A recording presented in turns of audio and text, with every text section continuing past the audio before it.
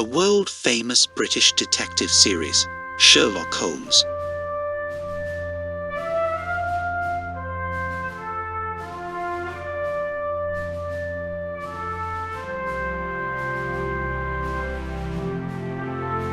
A study in Scarlet, Chapter 4, What John Rance Had to Tells.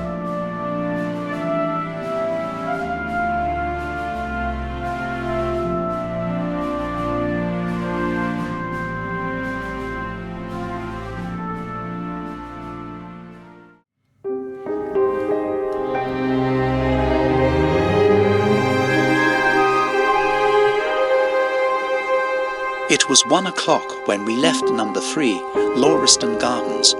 Sherlock Holmes led me to the nearest telegraph office, whence he dispatched a long telegram. He then hailed a cab, and ordered the driver to take us to the address given us by Lestrade.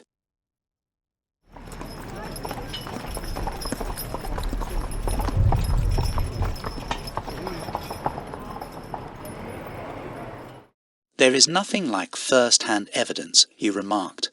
As a matter of fact, my mind is entirely made up upon the case, but still we may as well learn all that is to be learned.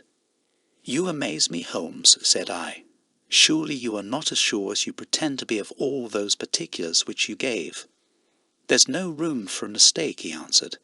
The very first thing which I observed on arriving there was that a cab had made 2 ruts with its wheels close to the curb. Now, up to last night, we had no rain for a week, so that those wheels, which left such a deep impression, must have been there during the night. There were the marks of the horse's hoofs, too, the outline of one of which was far more clearly cut than that of the other 3, showing that that was a new shoe, since the cab was there after the rain began, and was not there at any time during the morning. I have Gregson's word for that.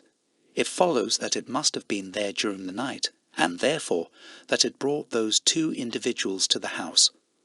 That seems simple enough, said I, but how about the other man's height?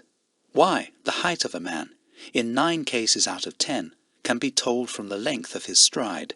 It is a simple calculation enough, though there is no use my boring you with figures. I had this fellow's stride, both on the clay outside and on the dust within. Then I had a way of checking my calculation. When a man writes on a wall, his instinct leads him to write about the level of his own eyes. Now that writing was just over 6 feet from the ground. It was child's play. And his age, I asked. Well, if a man can stride 4½ feet without the smallest effort, he can't be quite in the sere and yellow. That was the breadth of a puddle on the garden walk, which he had evidently walked across. Patent leather boots had gone round, and square toes had hopped over. There is no mystery about it at all. I am simply applying to ordinary life a few of those precepts of observation and deduction, which I advocated in that article. Is there anything else that puzzles you? The fingernails and the trichinopoly, I suggested.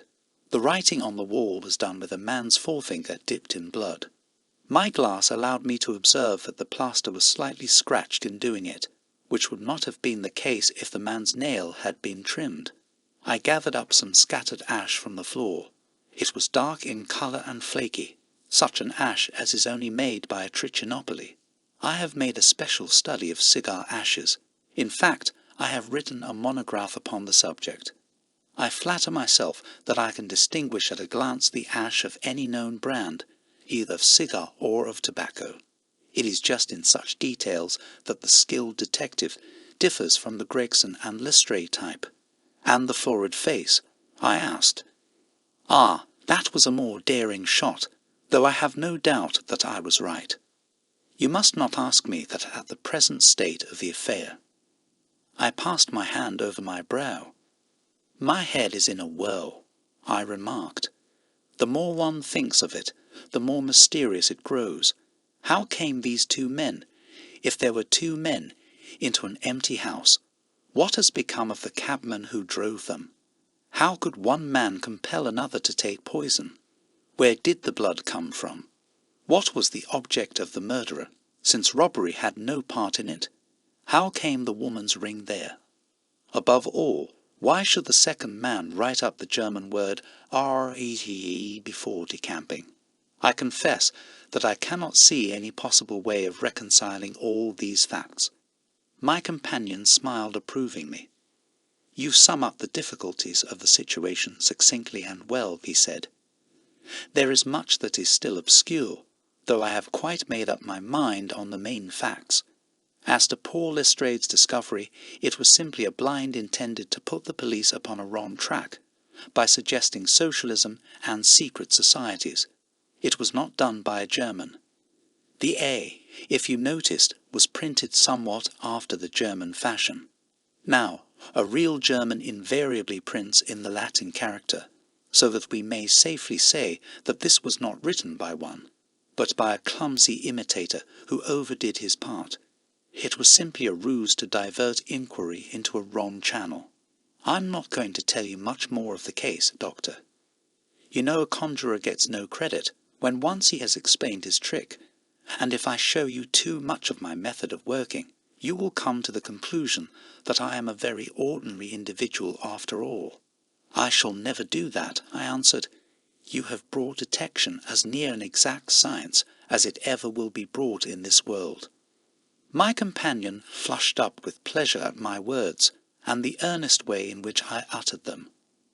I had already observed that he was as sensitive to flattery on the score of his art as any girl could be of her beauty.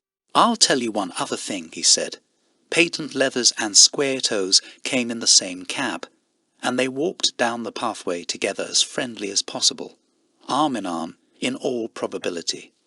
When they got inside, they walked up and down the room, or rather, Patent leathers stood still while square toes walked up and down. I could read all that in the dust, and I could read that as he walked he grew more and more excited. That is shown by the increased length of his strides. He was talking all the while, and working himself up, no doubt, into a fury. Then the tragedy occurred. I've told you all I know myself now, for the rest is mere surmise and conjecture. We have a good working basis, however, on which to start. We must hurry up, for I want to go to Hal's concert to hear Norman Neruda this afternoon. This conversation had occurred while our cab had been threading its way through a long succession of dingy streets and dreary byways. In the dingiest and dreariest of them, our driver suddenly came to a stand. "That's Audley Court in there," he said, pointing to a narrow slit in the line of dead-coloured brick. "You'll find me here when you come back."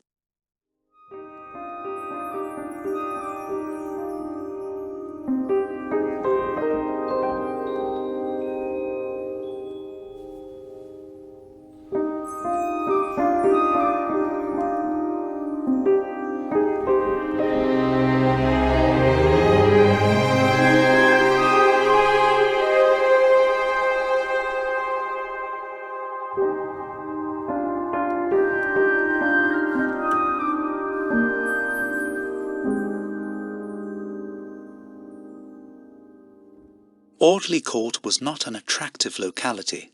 The narrow passage led us into a quadrangle paved with flags and lined by sordid dwellings. We picked our way among groups of dirty children, and through lines of discoloured linen, until we came to number 46, the door of which was decorated with a small slip of brass on which the name Rance was engraved. On enquiry, we found that the constable was in bed, and we were shown into a little front parlour to await his coming. He appeared presently, looking a little irritable at being disturbed in his slumbers. "I made my report at the office," he said.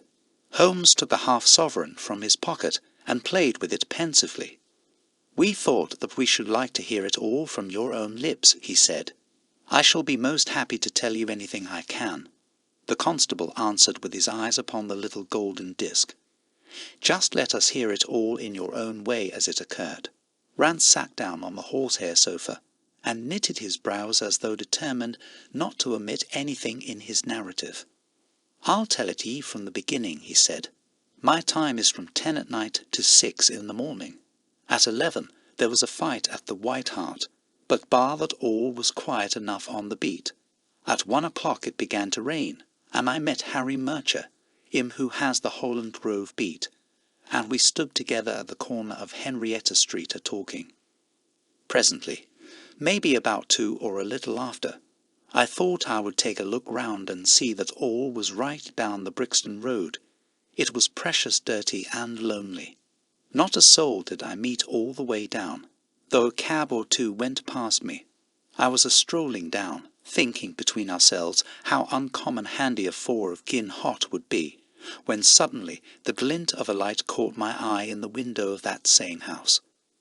Now, I knew that them 2 houses in Lauriston Gardens was empty on account of him that owns them who won't have the drain seed to, though the very last tenant what lived in one of them died o' typhoid fever. I was knocked all in a heap therefore at seeing a light in the window, and I suspected as something was wrong. When I got to the door, "You've stopped, and then walked back to the garden gate," my companion interrupted. "What did you do that for?" Rance gave a violent jump, and stared at Sherlock Holmes with the utmost amazement upon his features. "Why, that's true, sir," he said, "though how you come to know it, heaven only knows. Ye see, when I got up to the door it was so still and so lonesome, that I thought I'd be none the worse to someone with me. I ain't afeard of anything on this side of the grave, but I thought that maybe it was him that died o' the typhoid inspecting the drains what killed him. The thought gave me a kind o' turn, and I walked back to the gate to see if I could see Murcher's lantern, but there wasn't no sign of him, nor of anyone else. There was no one in the street, not a living soul, sir, nor as much as a dog. Then I pulled myself together and went back and pushed the door open. All was quiet inside, so I went into the room where the light was a-burning. There was a candle flickering on the mantelpiece, a red wax one, and by its light I saw. Yes, I know all that you saw. You walked round the room several times, and you knelt down by the body, and then you walked through and tried the kitchen door, and then—" John Rance sprang to his feet with a frightened face and suspicion in his eyes. "Where was you hid to see all that?" he cried. "It seems to me that you knows a deal more than you should." Holmes laughed and threw his card across the table to the constable. "Don't get arresting me for the murder," he said. "I am one of the hounds and not the wolf. Mr. Gregson or Mr. Lestrade will answer for that. Go on, though. What did you do next?" Rance resumed his seat, without however losing his mystified expression. "I went back to the gate and sounded my whistle. That brought Murcher and 2 more to the spot." "Was the street empty then?" "Well, it was, as far as anybody that could be of any good goes." "What do you mean?" The constable's features broadened into a grin. "I've seen many a drunk chap in my time," he said, "but never anyone so crying drunk as that cove. He was at the gate when I came out, a-learning up agin the railings, and a-singing at the pitch o' his lungs about Columbine's new-fangled banner, or some such stuff. He couldn't stand, far less help." "What sort of a man was he?" asked Sherlock Holmes. John Rance appeared to be somewhat irritated at this digression. "He was an uncommon drunk sort of man," he said. "He'd have found hisself in the station if we hadn't been so took up. His face, his dress, didn't you notice them?" Holmes broke in impatiently. "I should think I did notice them, seeing that I had to prop him up, me and Murcher between us. He was a long chap, with a red face, the lower part muffled round." "That will do," cried Holmes. "What became of him?" "We'd enough to do without looking after him," the policeman said, in an aggrieved voice. "I'll wager he found his way home all right. How was he dressed?" "A brown overcoat. Had he a whip in his hand?" "A whip? No. He must have left it behind," muttered my companion. "You didn't happen to see or hear a cab after that?" "No." "There's a half-sovereign for you," my companion said, standing up and taking his hat. "I am afraid, Rance, that you will never rise in the force. That head of yours should be for use as well as ornament. You might have gained your surgeon's stripes last night. The man whom you held in your hands is the man who holds the clue of this mystery, and whom we are seeking. There is no use of arguing about it now. I tell you that it is so. Come along, Doctor.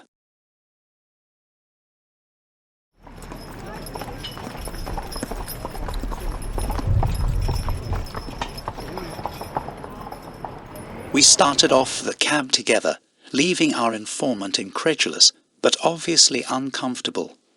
"The blundering fool," Holmes said bitterly as we drove back to our lodgings. Just to think of his having such an incomparable bit of good luck, and not taking advantage of it.